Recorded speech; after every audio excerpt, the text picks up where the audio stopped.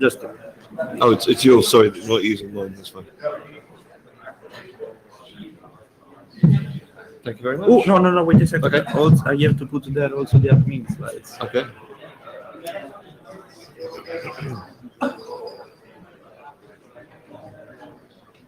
But you'll have this open while you're using this as well. So if you have any little problems last minute, you'll be able to.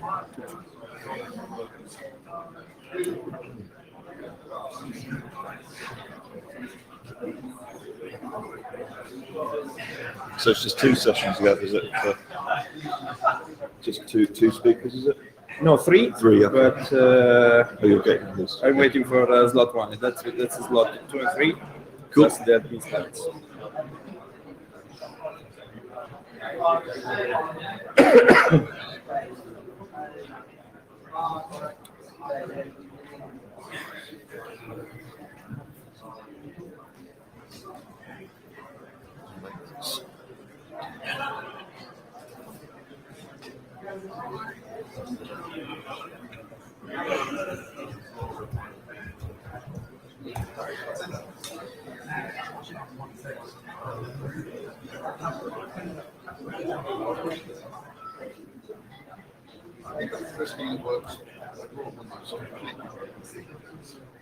It seems only 1 out of 3 is working.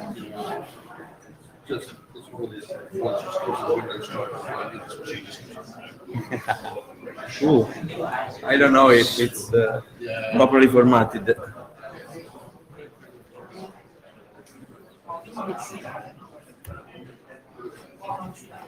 You're already late.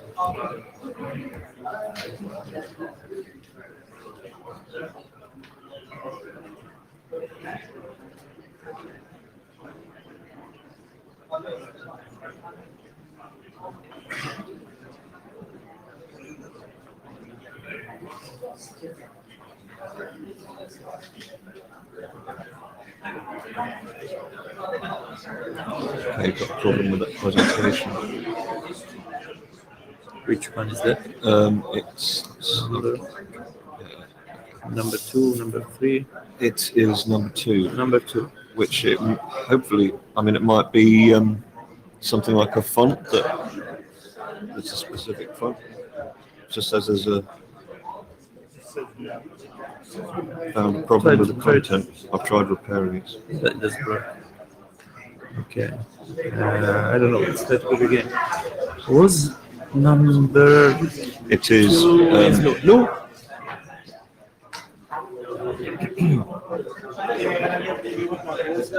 And the other possibility is if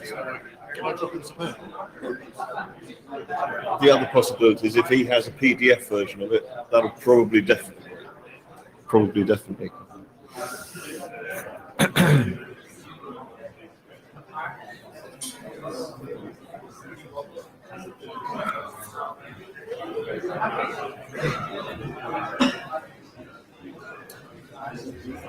We can download them. Okay. It's either not supported by Look for.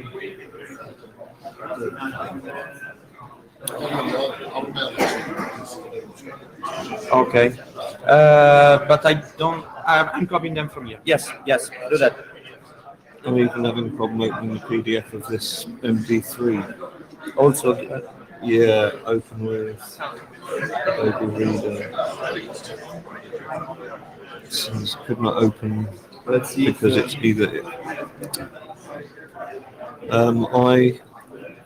I've got my laptop here. We can try it now because that's. Okay. That would be great. Well, I'll try it on my laptop that's in the other room. See if it works. You need this. I use mine instead. Okay.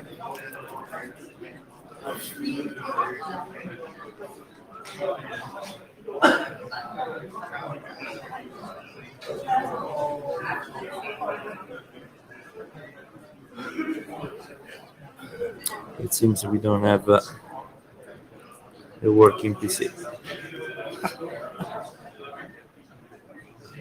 The cards are lying against us.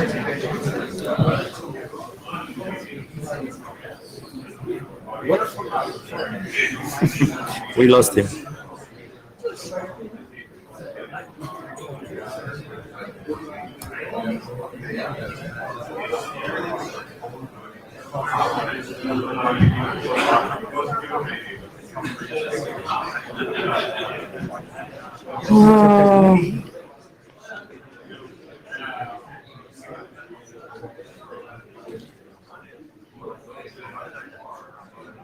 Yes.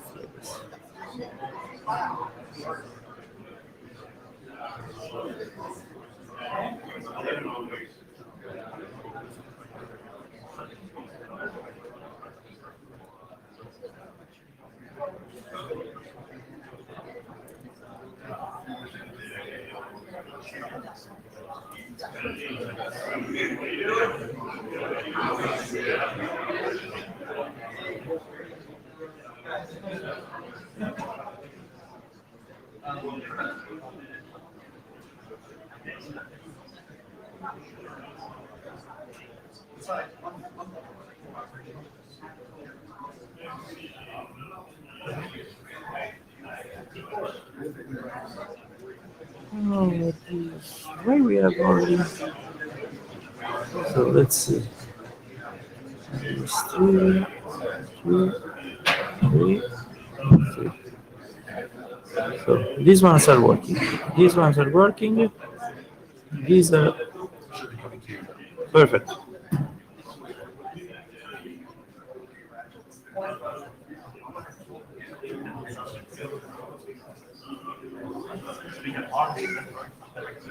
It seems we have. I managed to get them from the internet. And today, have you tried them yet? So this is the intro, and it works. Oh, okay, that's great. This is session 2. This is session 3. We are Awesome. missing session 1. So you won't be able to join us the hackathon? Yeah, but not for 2 hours. Was that the last one you waited for? Yeah, but it should be arriving via email, but it's not arriving. I can check whether they work on here just in case.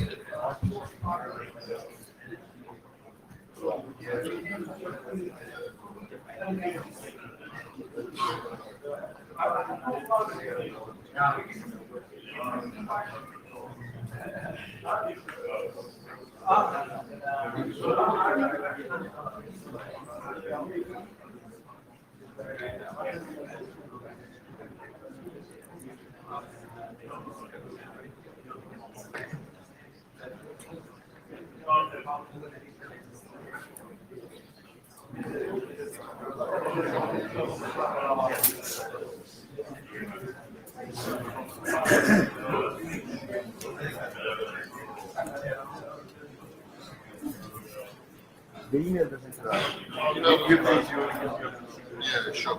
Do you have anything? No. No. Just trying to fix this. You can download it from the routing area open meeting from IETF. Sorry, 100. Like it Routing area open meeting. I'm getting the same error message on this computer as well about those two presentations, so I think they're damaged or something. Yeah, you can get it off the IETF 100 routing open meeting materials. Okay. How do it? How do I get it to last? So IETF 100 meeting material.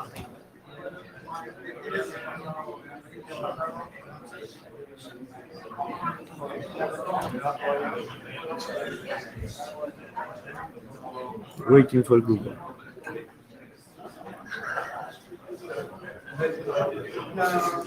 Any other solution?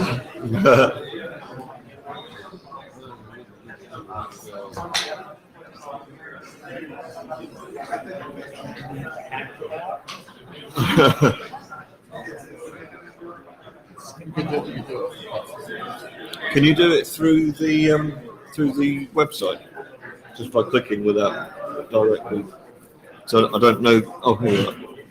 So Oh. if we go to, so okay, it just took a long time. If you go to Singapore? No. Yes, Singapore. Okay. And here it's Rottingham routing area open meeting. open meeting. It's just taking a long time. Search for meeting material. Probably here. Go down. Meeting materials. Yeah, got it. Sorry, guys. It's been from start to finish. No, it's fine.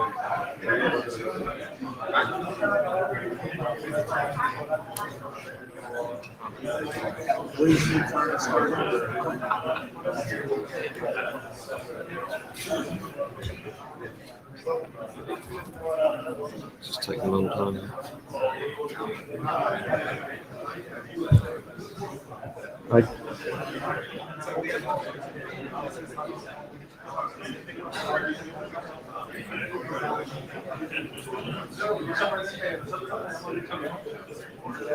It's working on it. Okay. Routing area open. Do a search. Routing area. Where is this? Document search. No. No. Wait. Control F. Okay. Routing area. I think it's such a good. Di là. No, you go. That's the money one. Ok.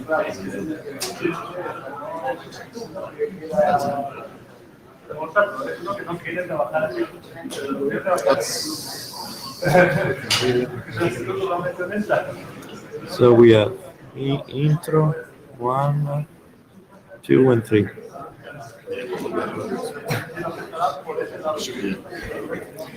Okay, sorry. No worries. In the meanwhile, we can start projecting the other slides. The first one. This one. Click.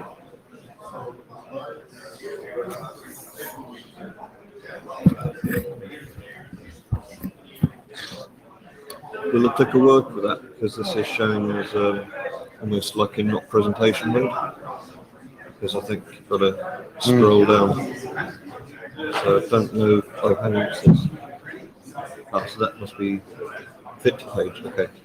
Yes, something that I click and we can see one slide per page. Yeah. So it's this. Perfect. Yeah. So I just check to see how we're doing with it. Still nothing. I'm going to try and restart it. Maybe that's it. Maybe that's the first.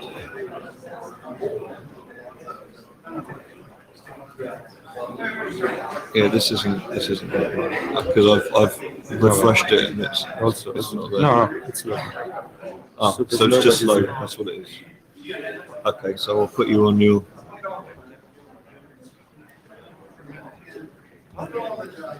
There we go. Right, I'm going to pop into one of the other rooms. Hope everything goes well for you. Yes. I'll just wait till this is loaded, I guess. Okay, can we? Oh, hang on. We need to. We need to.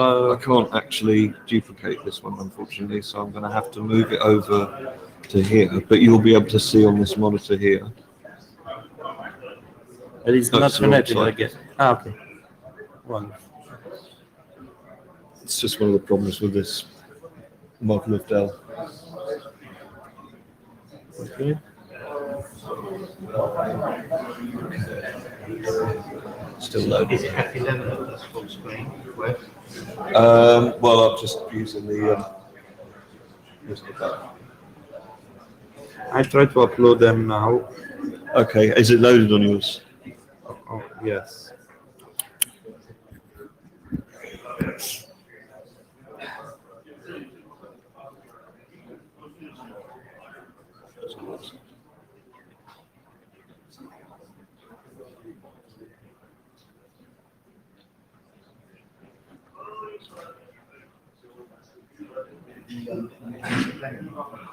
I think they're all right. Yeah, they're all right. Yeah. I will I'm go just in going to there. go to the East Westing. Sure. Yeah. Lovely.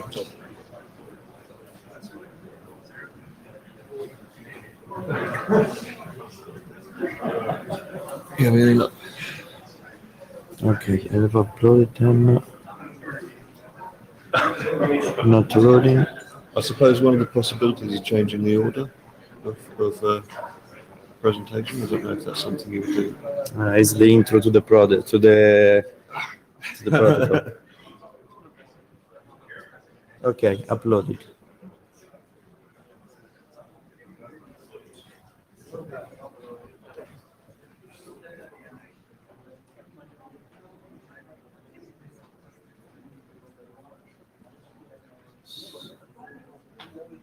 Start.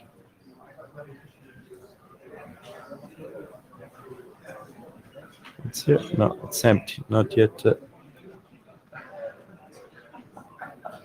They are not synchronized.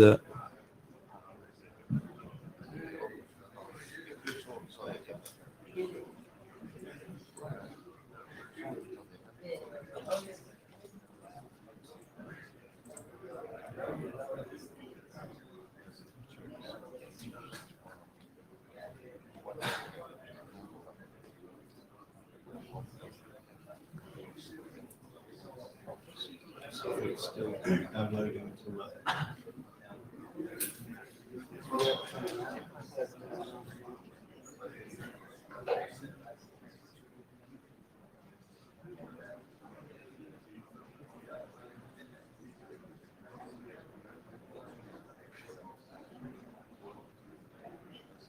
No, empty.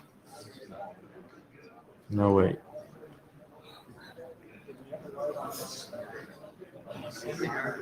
Error. Failed to load it.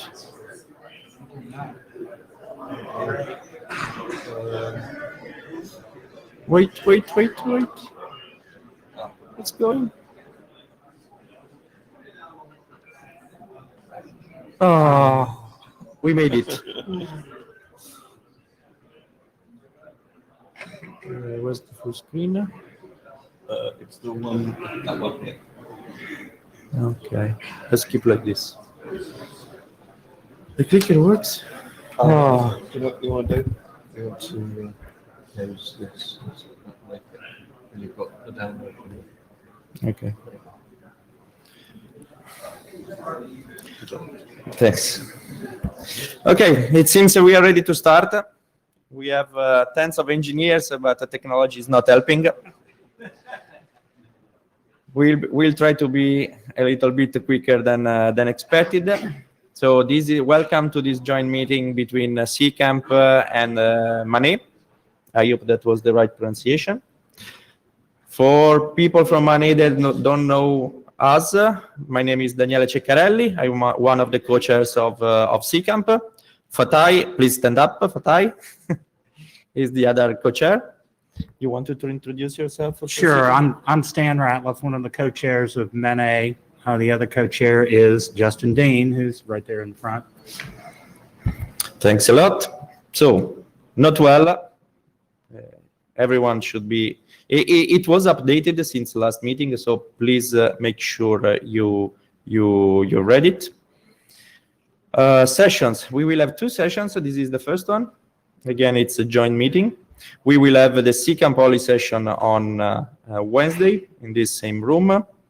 This is the agenda for today. We will have 3 presentations, an introduction on the DLAP protocol from Stan, Justin, and Rick.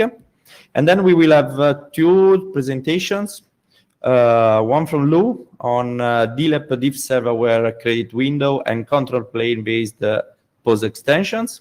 And then one presented by Rick on the possibility of moving traffic class ID to a new draft. So let's move fast to the DLAP introduction. Okay. Hi there, Stan Ratliff again.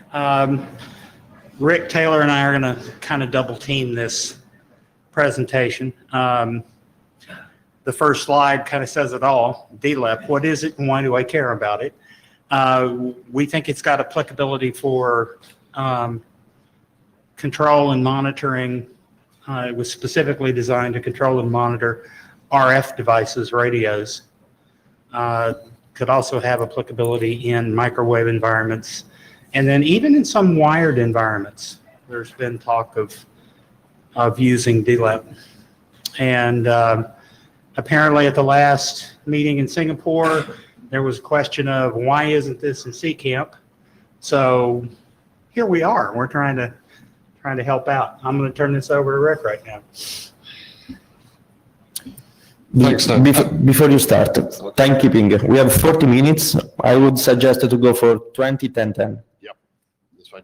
This is actually a presentation I did in the Routing Area Open meeting in Singapore. So I'm going to blast through this pretty quickly because this is the second time these slides have been out. But it's more a case for there are Ccamp guys who don't really know what DLEP is. So quick blast through. So it's LMP according to Lou Berger. There we go. Okay, so DLEP has come out of the MANE working group. It's now we're trying to reach out beyond that. It's how do you do routing in dynamic networks when everything moves around really quickly and your link layer is based probably on radio devices where the links go up and down and so on. How do we solve the problem of making routing work well in these environments? First off, how do I form an adjacency? Seems like a really obvious question. You do the usual layer 3 stuff. Send some hello packets. Yeah, you're there. How do you maintain that adjacency? Well, you send some keep alives. That's cool. Yeah, we all know how to do this. And it works when your network looks like this. And it probably works when your network looks like this. And it probably doesn't work when your network is made of these things, which are, you know, complicated, modern, hybrid, UHF and SATCOM radio systems. You know, there's lots of things that can go wrong in this network. Because, there we go, radios have an environment that they're affected by. Atmospherics, interference. If you put them in a cave, it's not going to work so well. And also radio equipment commonly is fitted to things which move about. So, you know, your data center doesn't often get up and walk off. But when you're dealing with networks with radios in, you've put a radio there so that you can move. Good piece of advice for everyone here is if you can use a cable, use a cable. The wireless alternatives to cables are always worse. Okay, so a little bit of a digression here. IP has won. You know, we're just using IP over link layers. It all works great. Radio vendors are now moving to supporting IP across their networks. They do this using clever stuff to carry on their bottom end layers, but fundamentally they're designed to carry IP. And they differentiate by doing clever stuff to move the IP around. But fundamentally, they present an IP interface back to your LAN, and the clever radio WAN does its special source. Okay, and from a DLEP perspective, when we're talking about radios, we're not talking about your traditional point-to-point stuff. We're also talking SATCOM systems. We're talking these exciting meshing radio systems that are very popular in when you start talking about MANE. A lot of radio vendors will turn up and say, hey, we do a cool MANE system that, you know, solves the hidden terminal problem and does all sort of cool stuff. And also free space optical and microwave and that kind of stuff. So this is the key proposition from DLEP. This is kind of one of the takeaway points, which is, I'm going to read it out. So when dealing with links more complicated than wires, the link layer is already doing discovery and maintenance. So why are we doing it again at the routing layer? We're just wasting time and effort. And when your link layer is slow, that time and effort becomes important. So why not talk to the link layer and find out what it's doing? Bit of background, DLEP is the culmination of several previous attempts to try and solve this within MANE and in other places.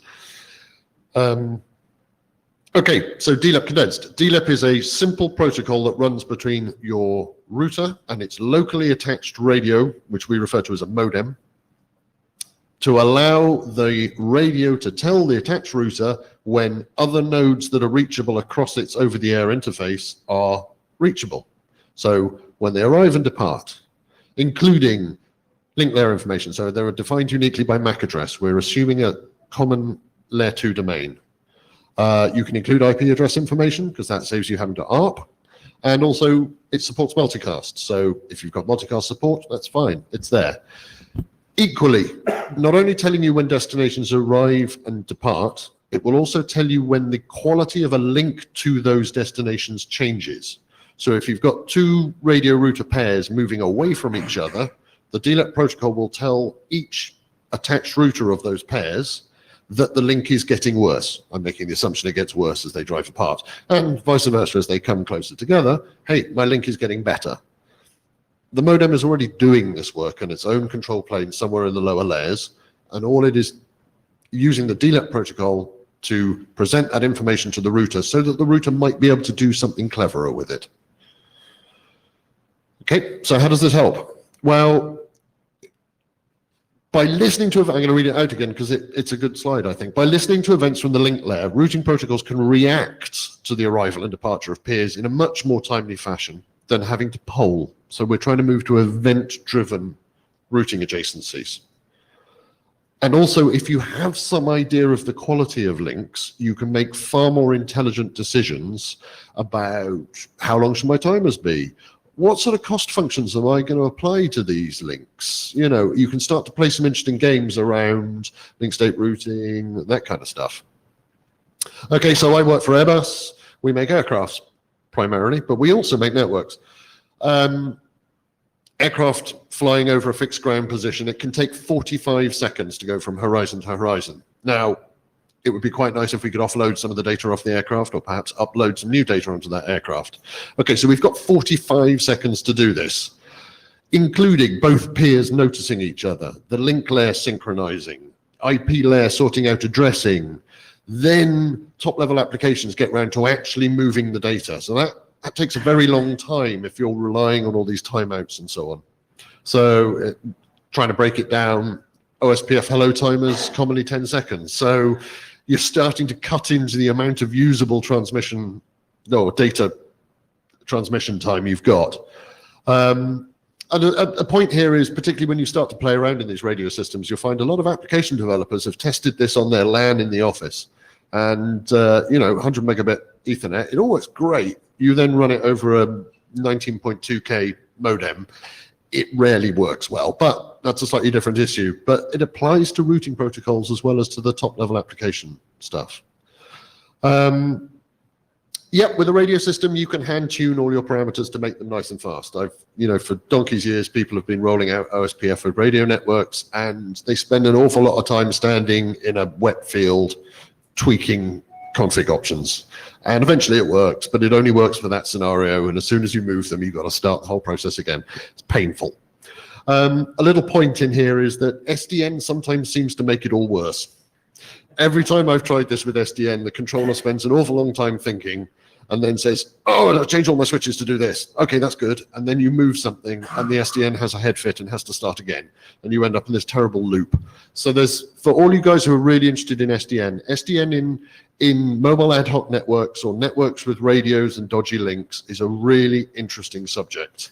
And I don't have the answers. But if anyone does have the answer, please tell me, because I think there's something there, but that's a side issue. Key point to that slide is the end user just wants to do his day job.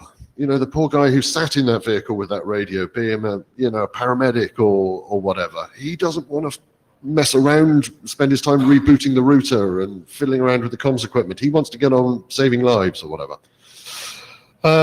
So using DLEP, we should be able to skip ARPing. We should be able to do better things with the intervals. I know I'm going very quickly. These slides are out there. We can basically short circuit some of the stuff we have to estimate up front and actually take metrics from the link layer.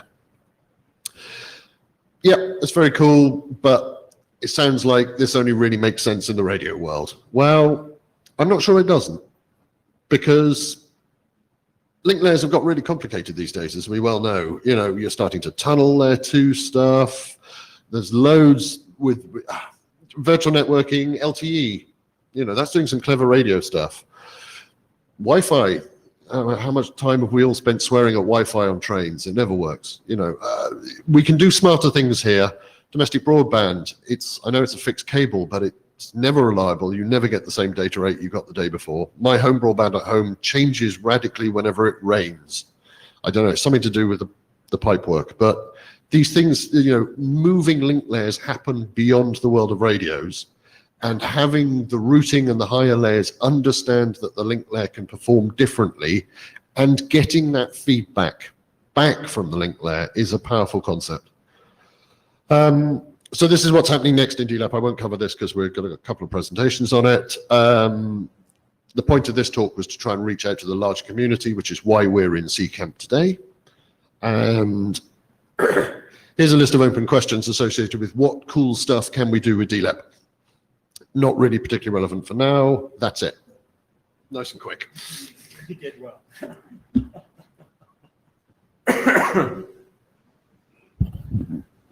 Justin Dean, Chair of the Management Working Group. I just wanted to point out that some vendors have been adopting this, and I know multiple radio vendors that have put this in the radios.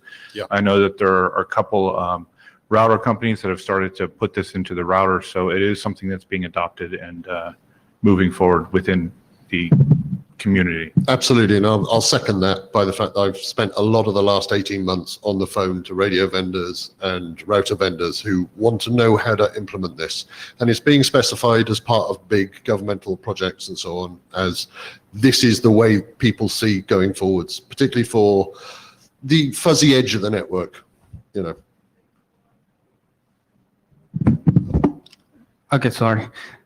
This is Fateh Zhang. So as the co-chair of Ccamp, I'm really happy to see that you guys bring this kind of thing to Ccamp for discussion.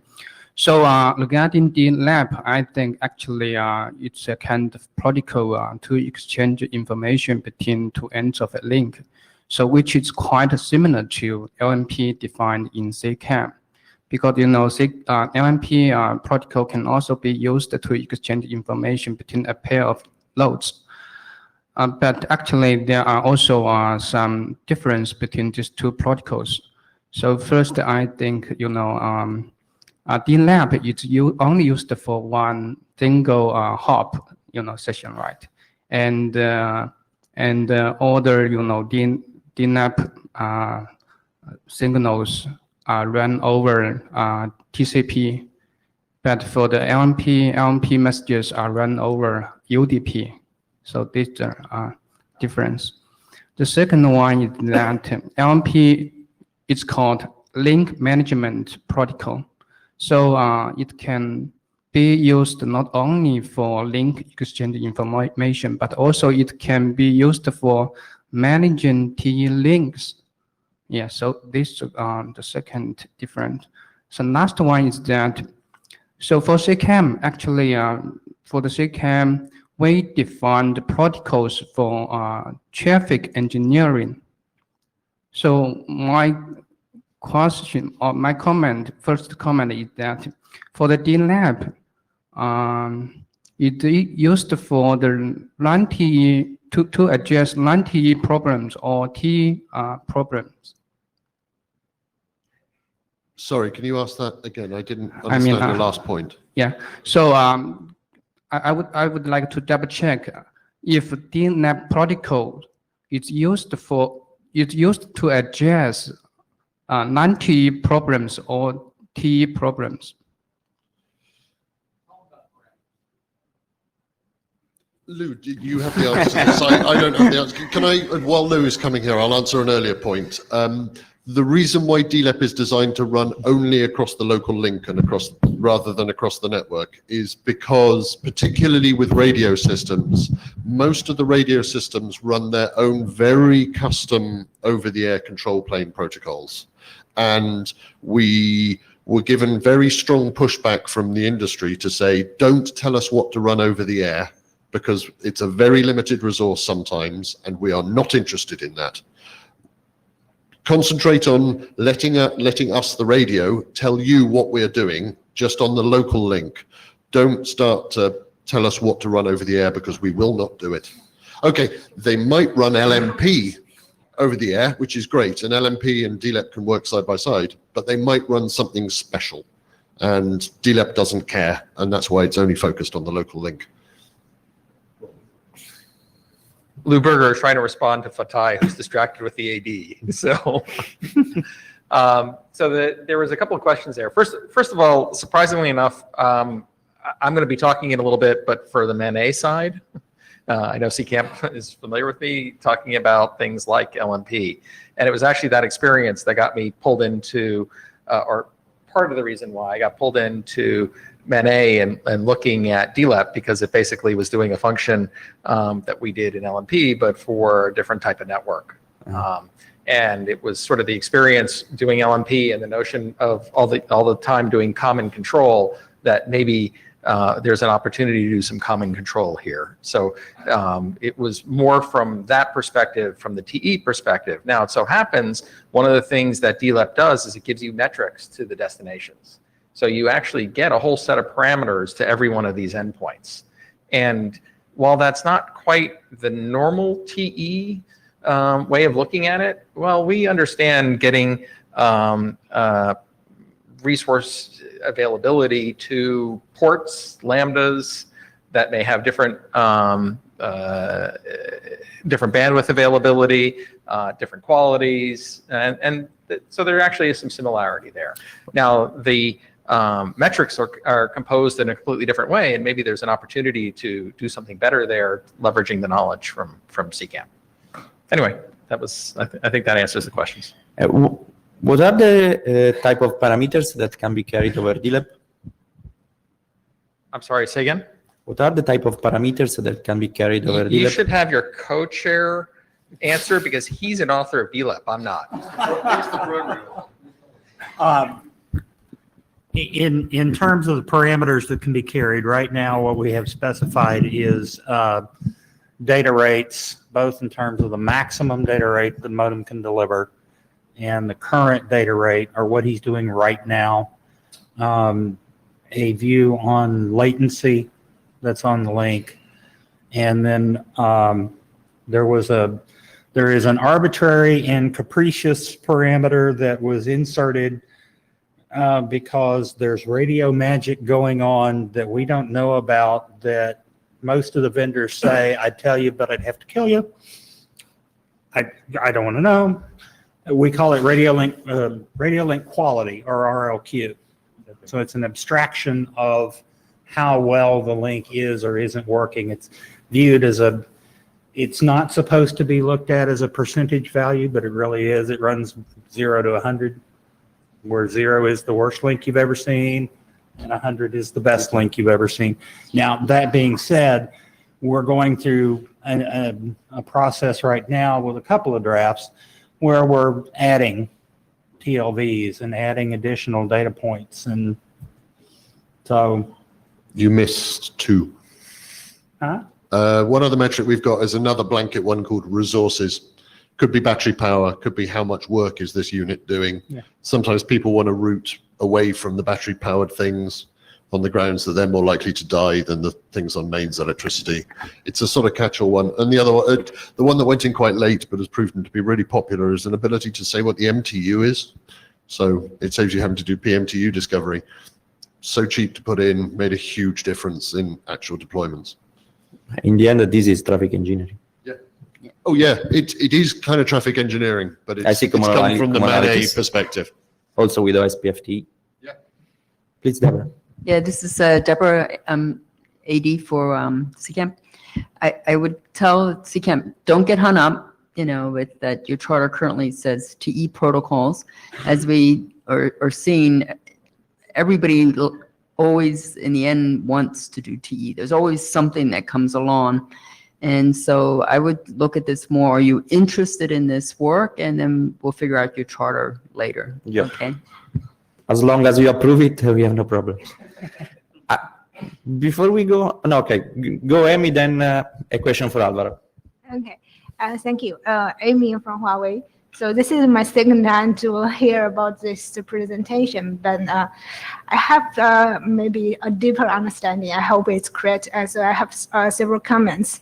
The first one, I mainly work for microwave link. It's also radio, but it is true that the radio will have the commonality. For example, the bandwidth will change according to the environment. That's the same. But I see the requirements are quite different. because in our case, we are working for mobile back home, many in the telecom. So the devices are fixed. It's not moved in. And so we don't have such requirements to, for example, to have a fast discovery in a quite short time. And then the second comment I would like to make is about what kind of the radio feature should be supported other than the radio. Actually, in our case, since we are in the telecom network, we are asked by the operators to support the current popular protocols. For example, the Ccamp or something like that. And so I see, although the link will have a similar feature, but the requests are different. And I also want to make another example about, we also have the protocols to exchange about the radio bandwidth. In ITOT, we define there's a definition on Ethernet ONM. I think Greg made this comment in last RGG meeting. The bandwidth notification message is defined, used the Ethernet ONM to exchange the radio bandwidth. And it's currently include the nominal bandwidth and the current bandwidth, but it's only bandwidth, and it's widely supported by the current microwave vendors. It's used a lot. So that's several comments I would like to make. Thank you.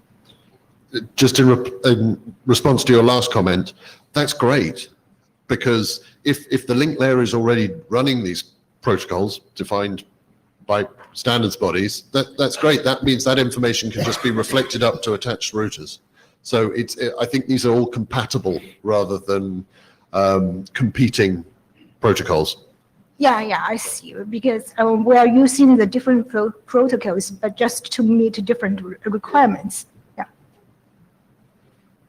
So Dave Senecro from Ericsson. I'm actually fairly familiar with the work that Amy was just talking about in ITU, and it does present the bandwidth parameters in terms of things of degradation. What it doesn't do, however, and some of the things that they're wrestling with in ITU is how to do recovery or what to do with that information. And some of the contributions that have been brought into ITU have been trying to do this at layer 2. And you don't have enough of a picture at layer 2 to actually do something meaningful. So as you were going through, it occurred to me that this might be a very good mechanism to have a more holistic view of what to do. And perhaps not a subject for this venue, but it could be liaised or contributed over to this. I will say when we define DLEP, we tried to be very careful about saying we're going to strictly define from a protocol perspective what data traverses the link, but we're going to stay completely away from what you would do with that. Now, in point of fact, the DLEP implementations that I've seen, there's signaling, this DLEP process picks up this data and then signals layer 3 to go do the right thing.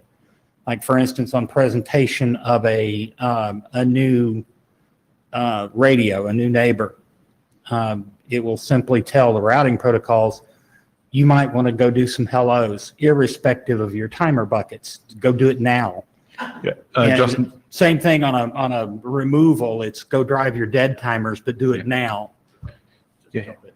Right. Yeah. Some of the mechanisms that were being discussed over there were triggering G8032 link protection, which is very binary in its nature. And it seemed something more sophisticated was needed to make a more intelligent decision, which is pretty much what you're alluding to. Just a second, timekeeping. We started at 20 minutes late. We will run at 10 minutes late. If I'm talking to the two managers, agree, I would like to give more time to this discussion because I think it's more important to yes, I agree. Discuss about this and maybe postpone the DLEP extensions, if it's okay with you. Okay. Can I have 10 minutes to have a DLEP conversation at the end? I'm really looking to last call some documents or get some same direction. here. I'm happy to merge with his 10 minutes and we can have a very fast conversation about some specifics of DLEP extensions and scratch my. So I'm excited to see the interest in the working group, in the work. and I agree with your statement about Dave's statement about how it works. This came about because in MAN-A, we were doing the routing protocols, and we had stuff like drivers for certain Wi-Fi cards. And when we went off to a new one, you had to redo all that stuff. So it's just the interface that lets the routing protocols talk to the lower layer, lets lower layers talk to routing protocols, and then swap out the pieces. It really makes a lot of sense. I think one of the things we came out with while we were working on DLEP was it really is layer 2.5. It doesn't talk about layer 2 intentionally, and it doesn't talk about what you do at layer 3 with the information. It's literally a way to get that layer 2 information to layer 3 without defining what you do with it when you've got it and how you got it. Is both of those things are out of scope. It tries to stay focused. It's interesting. There's different perspectives on DLEP. I was just mentioning to Dave that DLEP is all about discovering Ethernet endpoints, and it has this ability to do what some people used to call augmented routing. So it also gives you some next level information with some IP addresses. But for me, the Ethernet discovery or the endpoint discovery is far more interesting than what it's doing at the IP level. So you get endpoints and you get resources to availability to those endpoints. That itself is a great function. And maybe coming from the context of this group of Ccamp, that information is more interesting than some IP reachability info. Okay. You guys ready to slam your next presentations together? Last question for Alvaro. Alvaro is the one that triggered this joint session. What is your scope? Make Ccamp aware of what is done in MAN-A. Ask Ccamp people to go to MAN-A and provide their expertise. What's your scope? Alvaro Retana, running the yes. Yes. Don't know the answer. That's a better question. Yes. So for a while, we've noticed that DLEP and I'm going to say many other mechanisms in MAN-A are applicable outside the working group, and so in part is that get interest either to come this way or to go the other way. Right. So one of the things that Justin and Stan and I are going to do this week later is try and figure that out.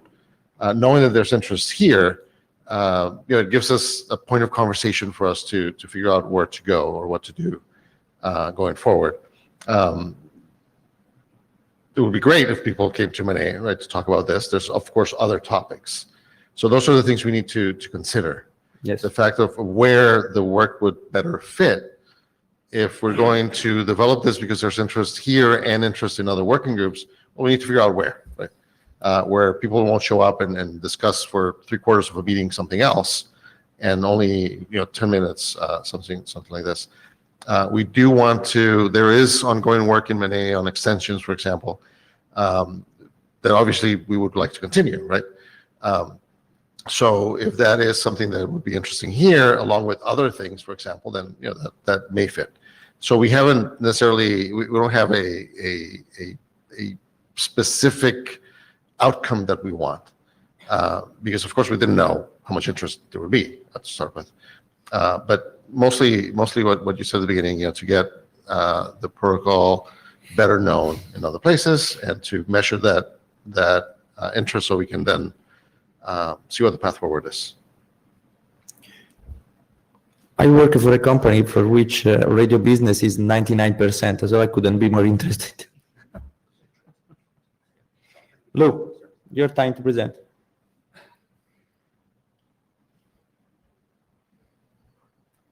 Thanks. I appreciate the Zoom level of this. There we go.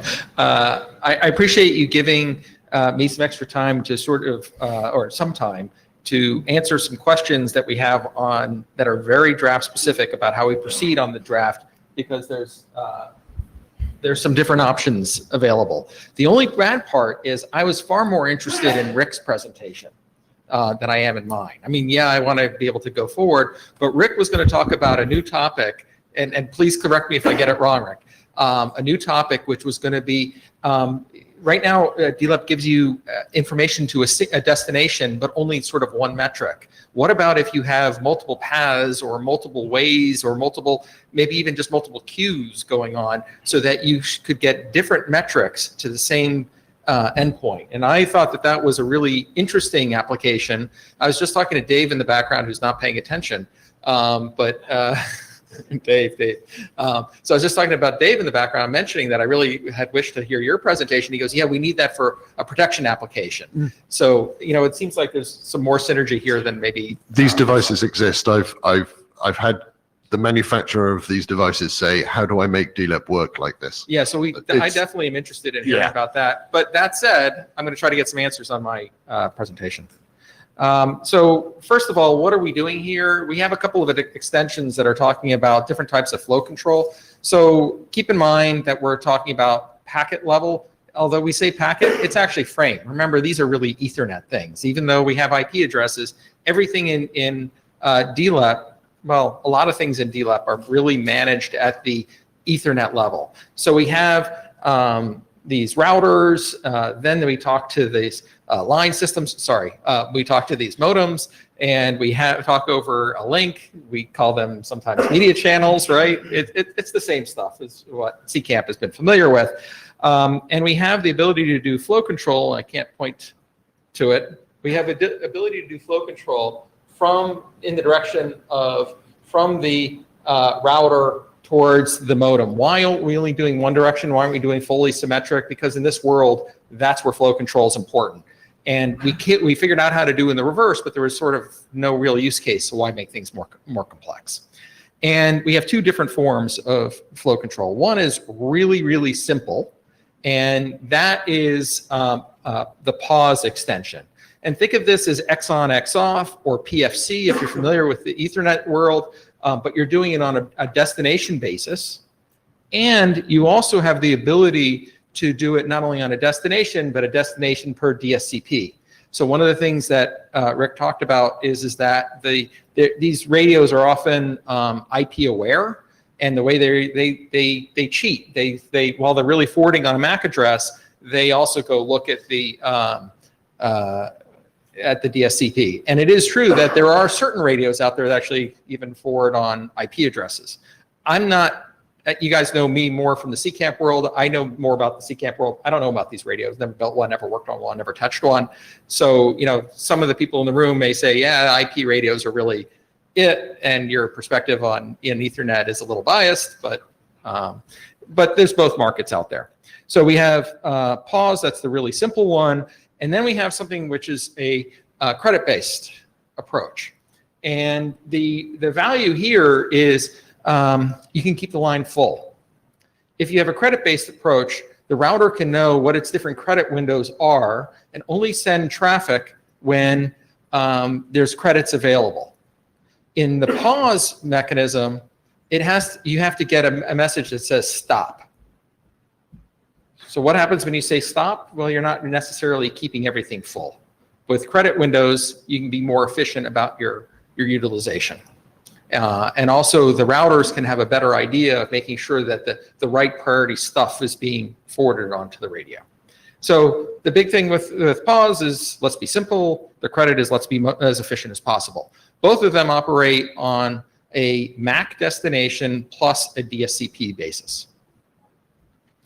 We had a bunch of discussion at the last meeting about that we would like to maximize the reuse of data elements, data items. What's a data item? We would call them TLVs. So we want to maximize reuse of data items between different extensions. And we had actually had a lot of parallelism in the two extensions, but not exactly reuse.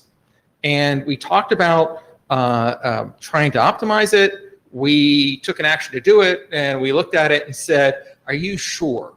Because it feels like we have extra processing in this simple scenario of pause that, yeah, it looks nice from the control plane perspective, and it's nice you get, you save the code point when we have 2 to the 16 code points available.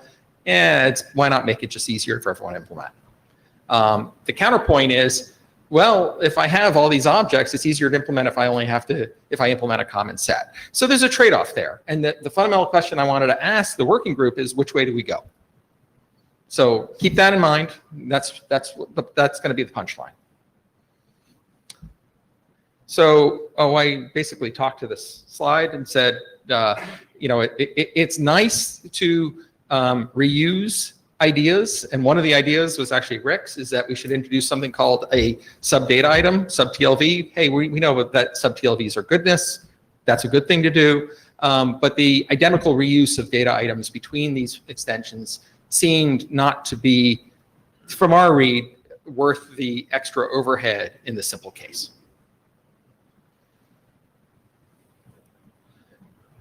Independent of that question, maybe I'll jump to that question and then come back. We have a question of how many documents, because we've ended up doing a bunch of core extension, like one core extension to the protocols, the sub data item. Another one is the concept of credit windows, and the last one is how do we identify them. And actually, I'm going to talk about this. I'm sorry, going. The next one is how we identify them, and the question is how many documents do we need? And do we keep this all bundled into one document? Do we break out into multiple? The other thing is that we said in the past in the working group, we've talked about is identifying based on Ethernet priority code point is an interesting use case versus DSCPs. And that would be a reason why you want to have these reusable objects, is so you could do that. So to convince ourselves that we actually had a viable building block approach, we did a definition for Ethernet PCP. And the question is whether we want to do something more than keep that as an appendix, as a notional thing. Making it real was actually really little work. It doesn't take a whole lot. Do we want to do that? So we came up with a recommendation. We think the sub-items, how sub-items work, that's a good independent piece of work that should be published. It's basically the definition of sub-TLV formats in the protocol. That's a core extension. It should stand on its own. The next is basically how credit windowing works, and independent of traffic types. And that would be a mechanism that itself wouldn't be an extension, but the extension would be when you use that together with a certain traffic classification. And so we think it's important that should be a standalone document, and then have a traffic classification definitely for DSCPs. That's what we've been working on. And if there's interest, also go do the Ethernet one. So there's probably not time to go too much into this, but I'd love some feedback maybe on the list. Or Very quickly. Rick Taylor, very loudly.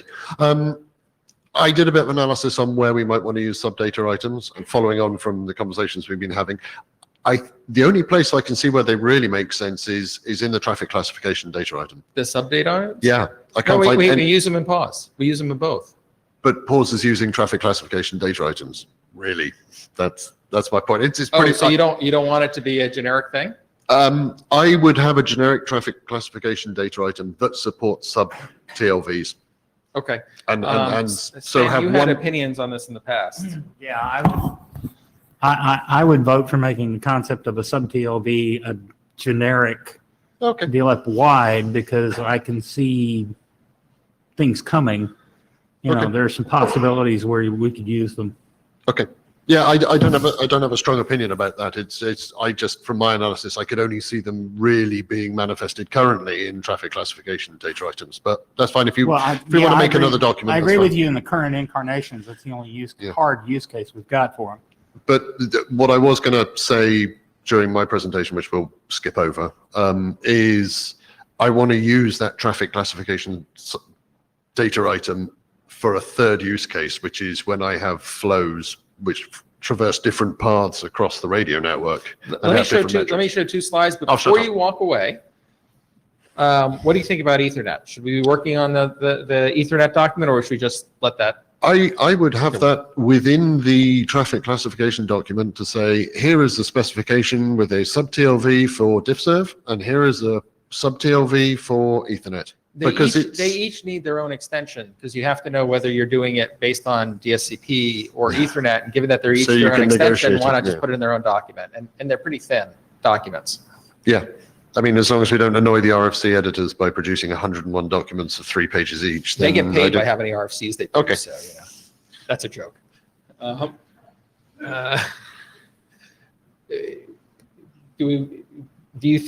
Looking to the chairs, do you think it makes sense to do the split that we have here?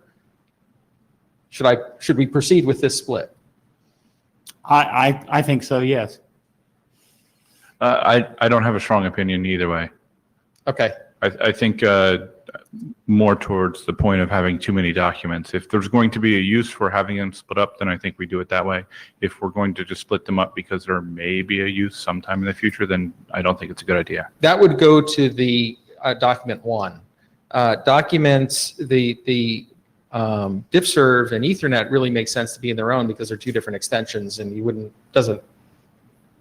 don't want to have to point to one RFC and say implement this option. Document 1 is the one document out of the group that I've got a fairly strong feeling about. I think it ought to be separate. All right, so we're going to go, the next rev, we'll break this into 4, and we'll work with the chairs on how we name them. So now we're Sorry, getting into can I this. just jump in? Can you go back one slide? I would like a document 5, which is traffic classification data item. So that was the top level that we were not going to do, but that's okay. So we can break out traffic I mean, classification. into some. I suppose you could include it into 3 or 4 and refer to each other. in So some way. here's the traffic classification data item. It's the one in blue right in the middle. The only difference between what we're doing today and making it generic is we would call, whoops, sorry. We would call, I'm going to come over here. This field, look at that field. We would have a flow control identifier, and instead you just want to make that a generic flow identifier. And that's actually where we had talked about at the last meeting. So we certainly can do that. I think we should talk a little bit about whether we really want 5 documents versus maybe put it into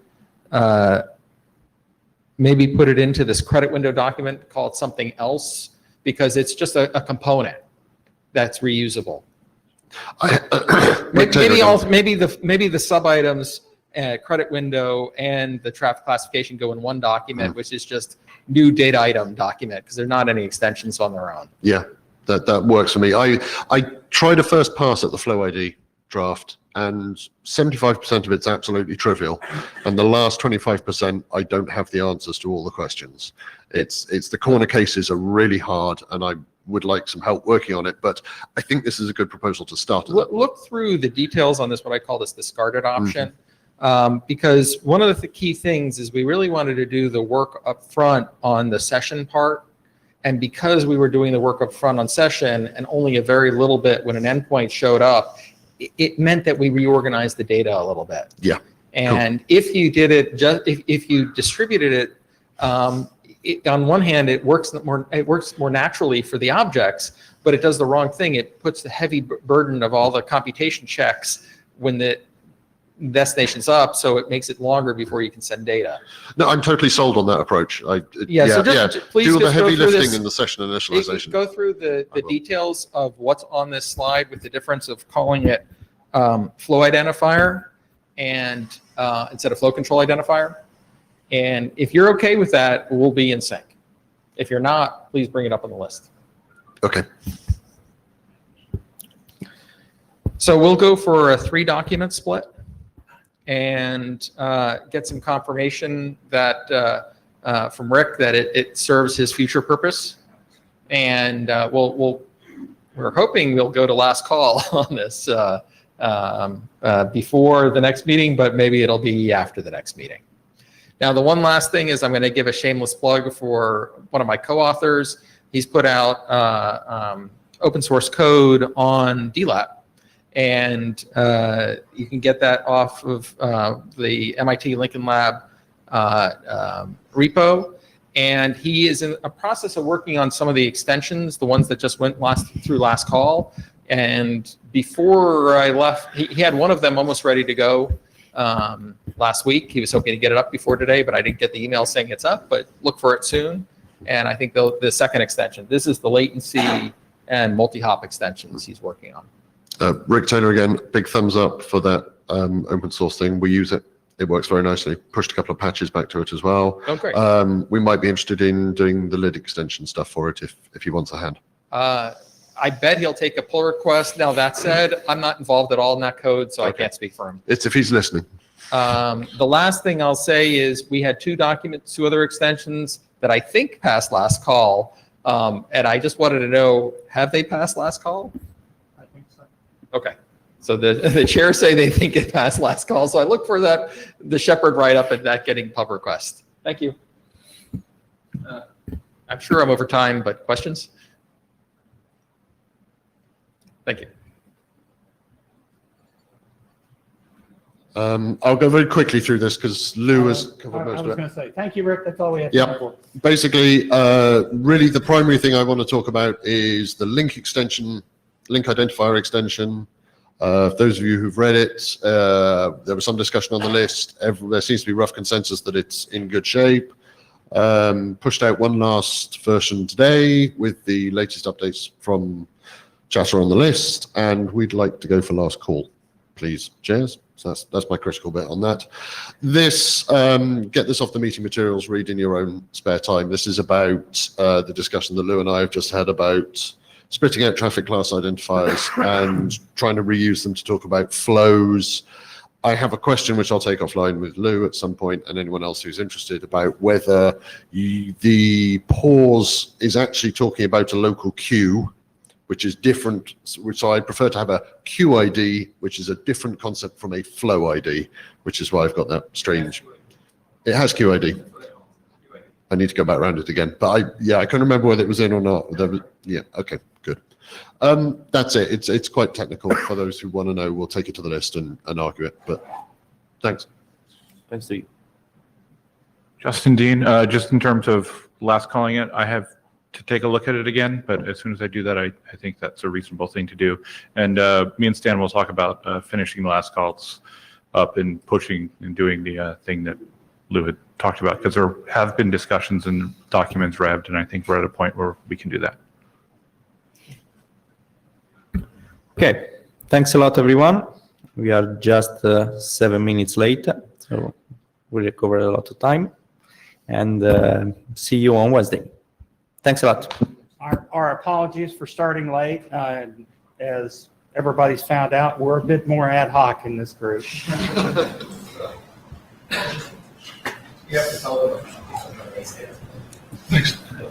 Mobile ad hoc network.